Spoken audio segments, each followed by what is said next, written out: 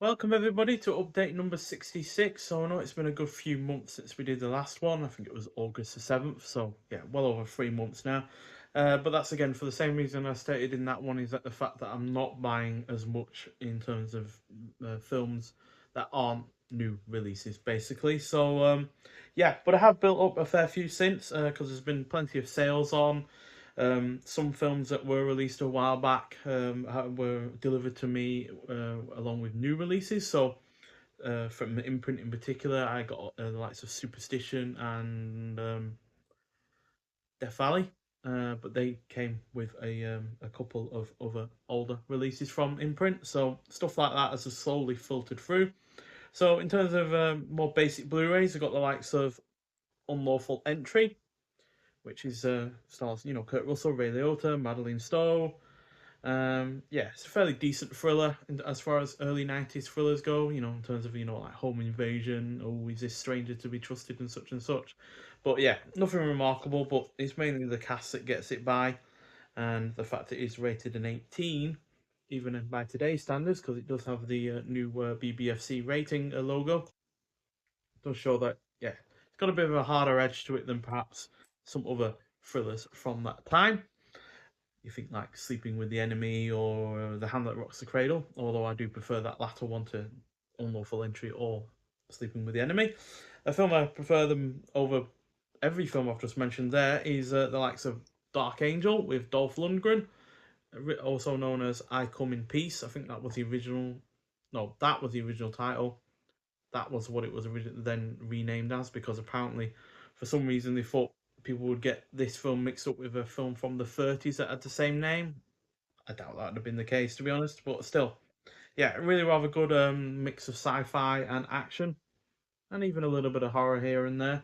So yeah, really rather good one. This is actually been given a release by Film Final Cut Entertainment, who by no means a prestigious boutique label like Criterion or anything, but they do put out a fair few good, solid single disc standard edition releases like this. So yeah, really well for good effort.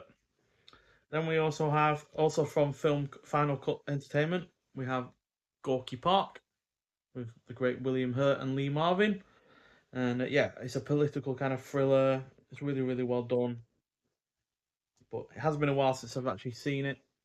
But I bought it because I knew I did enjoy it at the time. So yeah, if you're into your like Cold War thrillers and stuff like that, then that'll be right up your street. Then we have a triple set of romantic comedies starring both Doris Day and Rock Hudson. So in here we've got Pillow Talk, Love a Comeback, and Send Me No Flowers. I found all three to be fairly reasonable, to be honest.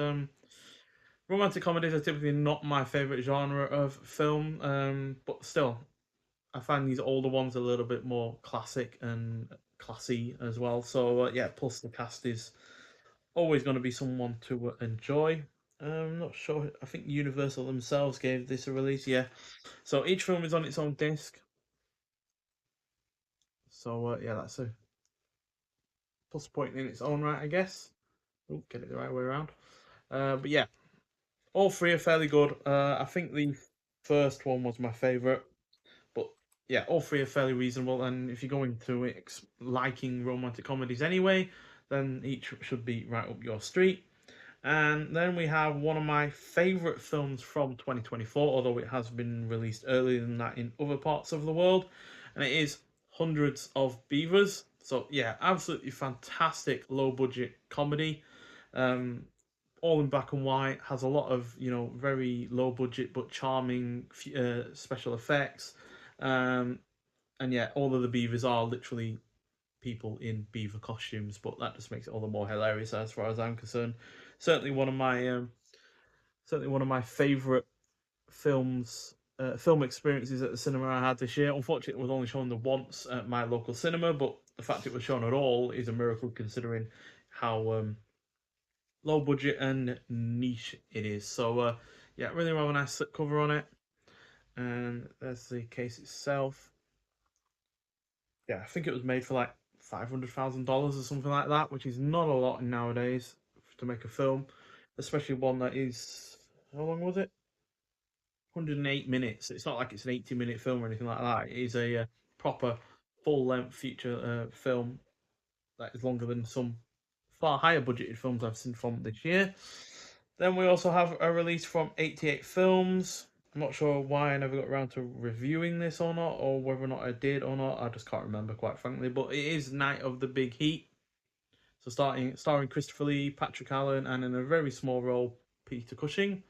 So yeah, really rather decent sci-fi thriller, to be honest, about this island that is slowly boiling while the rest of the country is, pretty much freezing. So yeah, it's all about the hows and the whys of that is happening. And yeah, decent transfer and a decent film overall, but not the best to star either Christopher Lee or Peter Cushing, quite frankly. And yeah, but you do get a nice booklet with it as well.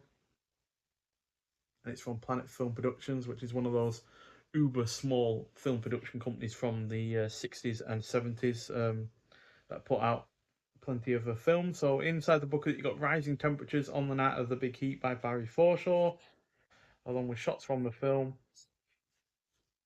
and even a it looks like an Italian poster or two. So yeah, decent film, but you can do a lot better with those 2 stars.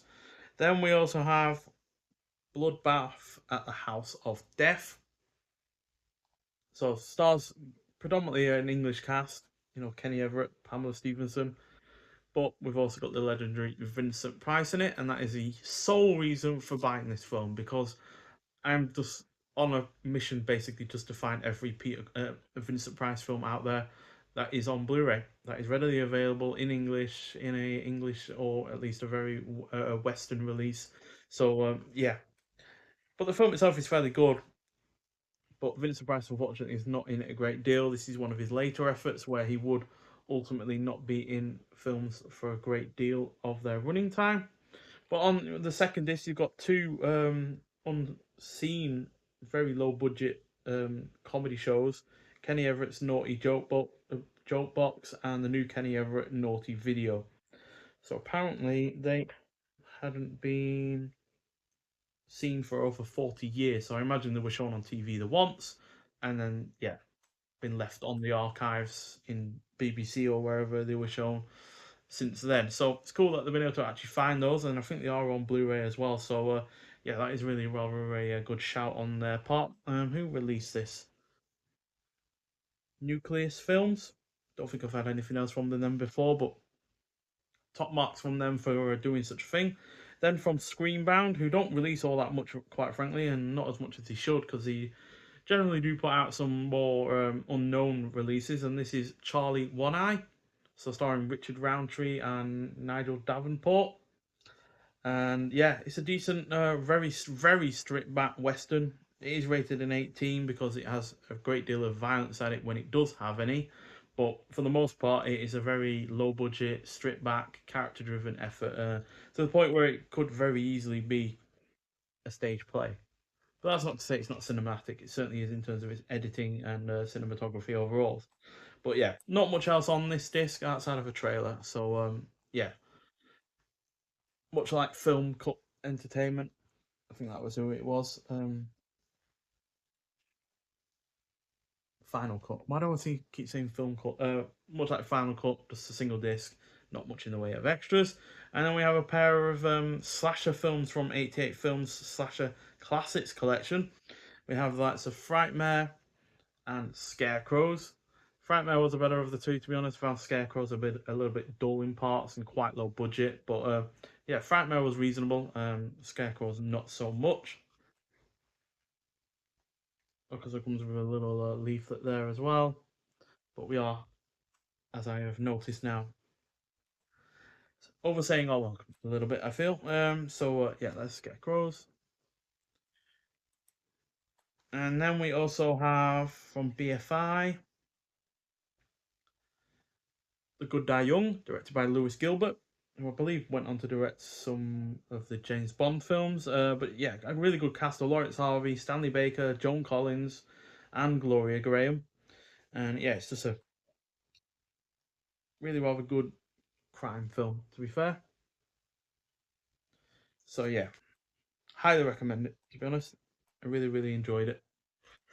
And then from Signal One, no, Second Sight, we have Electric Dreams, which is a really rather kind of cute little romance comedy, to be honest. That just so happens to have a computer in it that grows sentient, basically. Um, but yeah, it doesn't go violent with that kind of premise. As you can see, it's only a PG. They could have easily gone in the killer computer direction, but they don't. They keep it really rather low key, and I kind of enjoy it for that. And the score by Giorgio Moroder is excellent, and yeah, it's just a reasonably cute romantic comedy, to be honest, with a sci-fi twist to it. Although it does get some things right in terms of the use of computers, in terms of how much the computer controls the apartment that the guy lives in, because obviously we now have your Alexas and stuff that do just that. Then we have the pair of imprint films I was mentioning that came alongside the like the Superstition and Death Valley. First of which is Strange Invaders. So this is a spiritual sequel to the film Strange Behavior, which I didn't particularly like at all. Um, but yeah, definitely preferred this a little bit more, although it does still have its issues. But it does have some quality practical effects on the go, which are kind of shown by, I think it shows it on the inside. No, where does it show it? Oh yeah, on the back, and there's a whole host of extras there as well. And there's the disc. Yeah, decent sci-fi, but if you're looking for something that's sci-fi and kind of like tries to evoke the whole kind of 1950s kind of style of that kind of thing, then you can look elsewhere for better. And then we have an earlier Roger Moore effort from 1969, so this is pre James Bond by 4 years. Crossplot. Now, even though it kind of has the kind of style there of like a kind of 60s Bond film, it is more of a a crime neo noir. It's not spy orientated at all, even though he kind of looks like he is dressed to be James Bond, to be honest. But yeah, it's a decent effort. It's kind of again quite low key, not the highest budgeted film in the world, but you can see that along with this and the TV series The Saint, that Roger Moore was kind of setting himself up to be the next James Bond in some form or another. And yeah, whole host of extras on the back there as well. So yeah, Imprint have put out a good showing there. They also did the Man Who Haunted Himself as well, I believe, which is another Roger Moore effort. So yeah, they've put out a solid few from him. And now we have a bunch of 4Ks, one of which isn't quite new, but it is a newish film, and it is The Fablemans. So yes, basically Steven Spielberg doing his own biopic. Well, in terms of his earlier age, that is. But yeah, still a really rather good effort. One of my favorites from I think it was 2022, 2023, and yeah, definitely one of my favorite Steven Spielberg films that I've seen as of late. A lot of his post 2000 ones I've not been overly fond of. They've been reasonably good, but they've never really blown me away. But this, yeah, genuinely did. And yeah, really, really rather good effort in general. So you also get a booklet with this, which has a bunch of writing in it, or write-ups, should I say. So yeah, you got the synopsis, the backstory, the characters, which are all written up on. Then you got the production design and locations, the cinematography and special effects, the costume design, the music, and Sammy Fableman's films in said booklet. So yeah, nice thick booklet there. Got a decent slipcover, not particularly strong, but have it regardless. And then we have three new 4Ks, two of which are from Studio Canal's Vintage Classics line.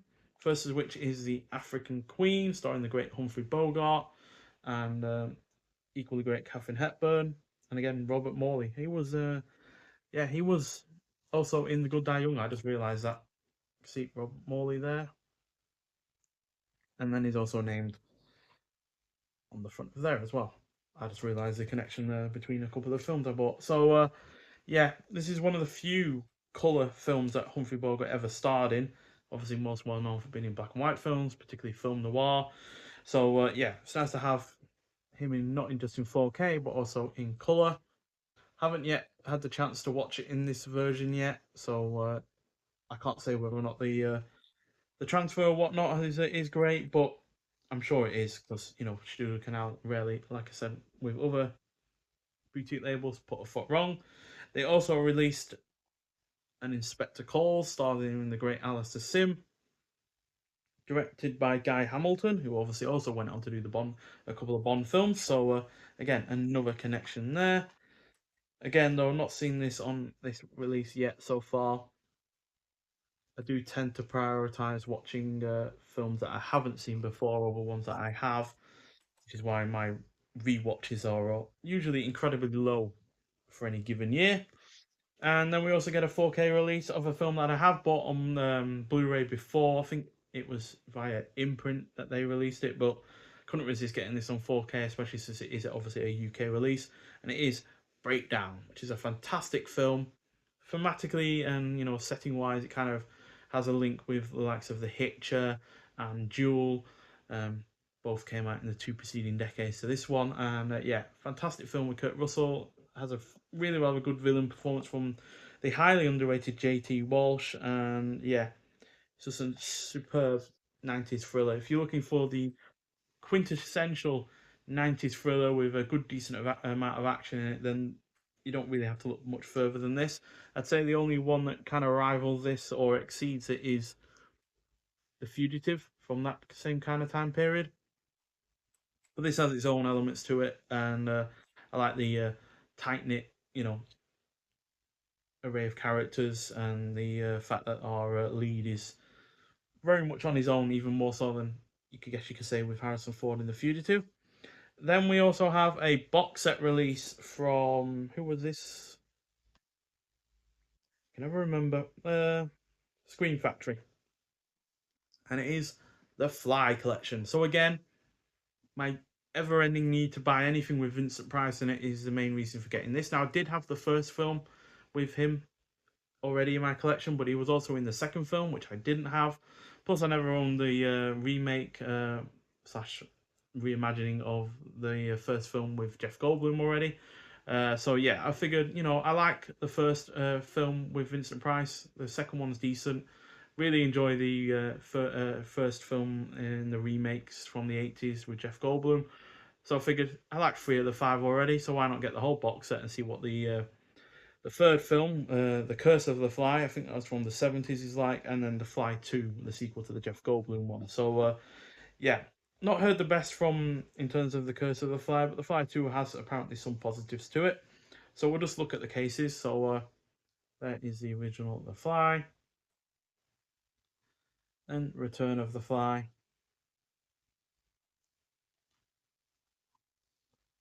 then The Curse of the Fly, then the one that most people have seen, The Fly, and then The Fly 2. So yeah, yet to get to around to Curse of the Fly and Fly 2 yet, but really looking forward to seeing both, and I really like the box artwork that they've got going on for it as well. It mixes in all of the different films, especially on the back with the great Vincent Price there. So yeah, really rather good looking box set. And finally, also from America, we have Starship Troopers on 4K in steelbook form, which absolutely looks fantastic, as you can see. And you've also got the reverse as well. Really like the design work on that, and then inside as well. I have seen the 4K version of this now, and yeah, it absolutely looks glorious. I don't think the special effects have aged that poorly, to be honest, considering how long ago it was now, and also the fact that they were basically inventing techniques in CGI at the time that they were filming it at the same time. So yeah, overall a really good update here. Obviously a lot there. We're nearly 20 minutes now, so I will wrap it up now. But still, plenty of films there that I've enjoyed that I've already seen. Obviously there's still a few here that I have yet to see, either in new transfers on 4K or just in general. But still, if you've seen any of these films before, I'd like to hear your thoughts on them. But nonetheless, thank you for watching, and I'll see you in the next one. Bye.